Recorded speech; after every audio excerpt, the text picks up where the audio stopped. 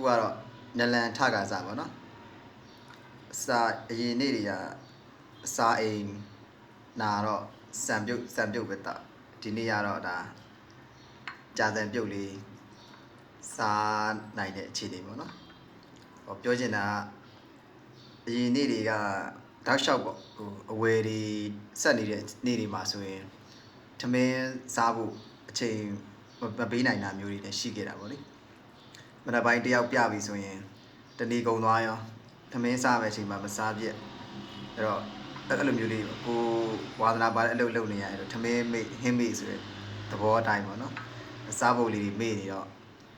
အဆိုင်ကြာတော့အဆိုင်နာတာပေါ့နော်ဆေးရုံသွားပြတပတ်ကျော်လောက်တော့စံပြုတ်တောက်လိုက်ရတာပေါ့ဒီနေ့ကတော့ဒါစံပြုတ်ကြာစံပြုတ်လေးစားနေပြီပေါ့နော်ပြောချင်တာကတော့ဟိုလှုပ်လဲလှုပ်ကြပေါ့နော်အစာလေးလဲမခံကြဘူးပေါ့နိတခုကလေးစားကြလေးစောင်းထားရင်တော့ဒါအဆိုင်ကိုကျမ်းမာရေးမထိခိုက်ဘူးပေါ့အဲ့ဒါလေးမျှဝေပေးချင်တာပါ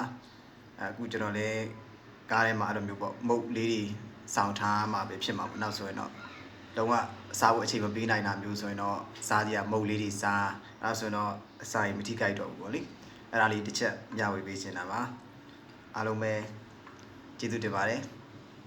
မင်္ဂလာမနက်ခင်းလေးဖြစ်ပါစေ